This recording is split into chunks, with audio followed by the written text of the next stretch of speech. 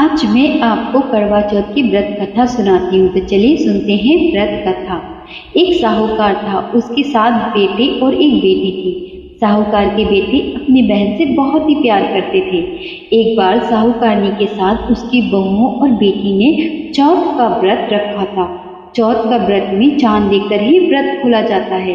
रात को जब साहूकार के बेटे भोजन करने बैठे तो उन्होंने अपनी बहन से भोजन के लिए कहा।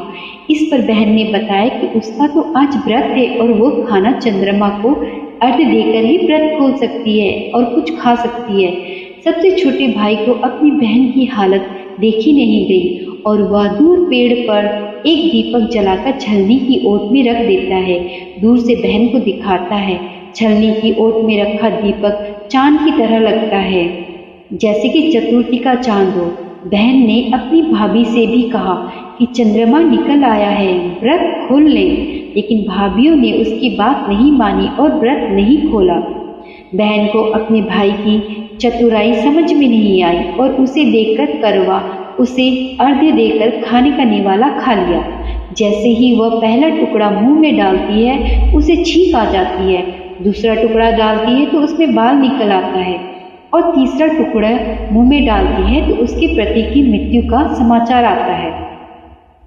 वह बहुत ही दुखी होती है। उसकी भाभी सच्चाई बताती है, उसके साथ ऐसा क्यों हुआ। व्रत गलत तरीके से टूटने के कारण माता उससे नाराज हो गई है। इस पर वह निश्चय करती है कि वह अपने पति का अंतिम संस्कार नहीं करेगी और अपने अस्तित्व से उन्हें पुनर्जीवन दिलाकर रहेगी।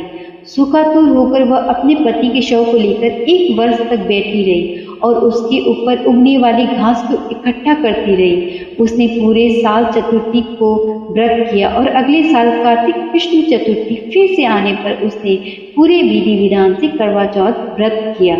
शाम को सुहागिनों से अनुरोध करती है कि यम सुई ले लो, पीयू सुई दे दो, मुझे भी अपनी जैसी सुहागिन बना दो।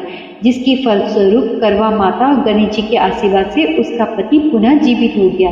जैसे गणपति और करवा माता ने उसकी सुनी, वैसे सभी की सुने। सभी का सुहाग अमर हो।